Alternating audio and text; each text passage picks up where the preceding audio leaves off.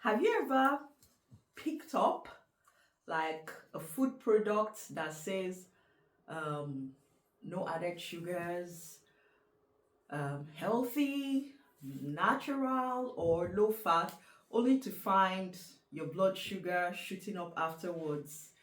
If this has happened to you, you're definitely not alone. I'll tell you a little story. This happened to me years and years ago when I first came to the United Kingdom to study. I was so excited, coming from Nigeria, when you're told you can never ever have ice cream your whole life. And then you get into a store and you see a nice 2 liter tub of ice cream labeled the diabetic ice cream. Oh my goodness. My joy knew no bounds. I went home that day after purchasing the diabetic ice cream and descended on that 2 liter tub. I didn't finish it, don't get me wrong, but I ate quite a lot of it. And by God, I paid dearly for eating that ice cream. My blood sugars were over the roof. One of the biggest mistakes we make as persons living with diabetes, it's not eating sweets, it's not knowing how to read food labels. Today, I'm going to show you exactly how to spot hidden sugars and carbs in simple language, especially if you live in a low or medium income country where food labels are not always they're not always easy to understand. So I've got this wee pot of yogurt. It's got the food label here, and we'll talk about it in the course of the video. So by the end of this video, you will know exactly what you need to look out for before putting any packaged food into your shopping basket. Now, let's relax and look at why the food labels are very important and why they matter. Many people think sugar is the only thing that raises blood sugar. Well, this isn't true. Your blood sugar levels respond mostly to carbohydrates, not just the table sugar. So foods such as your biscuits, breakfast cereals, yogurt, snacks, bread, noodles, fruit juices, and crackers can all contain very large amounts of carbohydrate, even if they don't even taste sweet. Also have at the back of your mind that some manufacturers also market foods as healthy or diabetes friendly, while they hide very large amounts of sugar under different names. So that is why reading labels is one of the most powerful diabetes self-care management skills that you can learn. So in step 1, we're going to start by saying ignore the front of the packet. So you have to understand that the front of the packet is actually designed to sell the product. So when you see words like natural, healthy, whole grain, organic, no added sugar, this does not automatically mean that the product is good for your blood sugar. Always turn the packet around. The real story is in the nutrition label behind the packed food product. So step 2, find the total carbohydrate. If you're only going to remember one thing from today's video, remember this: look out for total carbohydrates. This is usually listed per 100 gram and sometimes per serving. So for persons living with diabetes, this is usually more useful than looking only at sugars. For example, a biscuit might contain sugar 4 grams and then you scroll down and look at the total carbs, and that's 24 grams, your blood sugar will respond much more to the 24 grams than to the 4 grams of sugar alone. So we need to understand that carbohydrates include starches, sugars, and some fibers. If you count or you match your insulin meals, this is the number that you should really pay much attention to. That's the total carbohydrates. So if you use insulin to treat or manage your diabetes, you need to match your insulin to carb ratio to that number that is attached to the total carbohydrates. So now let's look at step 3. Learn the many names that sugar has.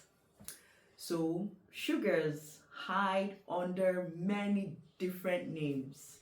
So things to look out for: glucose, maltose, corn syrup, dextrose, sucrose, honey, fructose, syrup, molasses, malts, extract, sugarcane, brown sugar. So these are the various names that sugar can be labeled. So you look out for all these names that I have mentioned.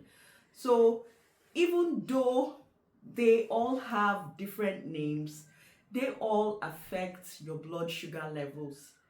If you find out that on your nutrition label that several of all these sugars that I have just mentioned appear near the top of the ingredient list, the product is likely high in added sugars. Step 4. So choose the serving size. So this is where many people get caught out. Imagine a packet says carbohydrates 20 grams per serving. This sounds okay, I guess, yes.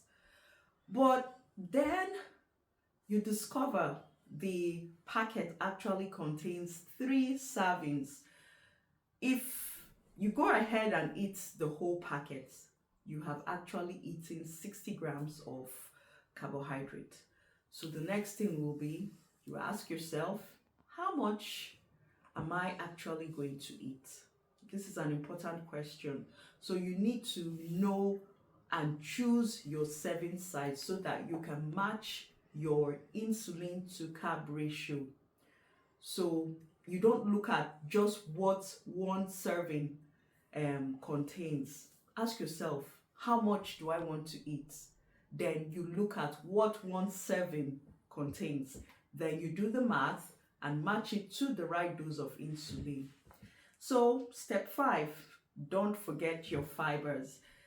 We all know, common knowledge, fiber helps slow down how quickly glucose enters your bloodstream. So foods that are very high in fiber, they often lead to steadier blood sugars and help you feel full for longer. Good fiber sources include beans, lentils, vegetables, oats, chickpeas, and whole grains. So whenever possible, choose foods with more fiber and fewer added sugars. Now, I will talk about some practical shopping tips for persons living in the low or medium income country setting. So let's say you're shopping in Africa or another low and medium income country setting. The first thing you should do, number 1 point, compare 2 similar products before you buy. Then you choose the one with the lower total carbohydrates and lower added sugars. Then number 3, buy more fresh foods whenever possible. Just focus on getting more fresh foods all the time. I can't overemphasize that. And don't be fooled by all the colorful packaging. Also learn to recognize ingredients instead of trusting all the marketing claims like healthy, low fat. Make sure you're familiar with all the ingredients in the nutritional list. So make sure you recognize the ingredients. Don't trust all the marketing claims on the food packaging. And remember this, the healthiest foods often do not need labels at all, including fresh vegetables, lean meats, beans, fish, eggs. So just have all these different types of rich fiber foods at the back of your mind to match up with whatever you're going to eat for the day. So my call to action today will be reading food labels doesn't have to be complicated in any way. Every food label doesn't have to, or rather, every food label brings you closer to making an informed decision about your health. Knowledge is power. I can't overemphasize that. And every smart choice that you make today can help protect your eyes, your kidneys, your heart, your nerves, and your overall well-being tomorrow. If you found this video helpful, please don't forget to like, subscribe, and share it with someone living with diabetes. Together, let's build a healthier and more informed diabetes community. I am Nkiruka, and I'll see you in my next video. Bye.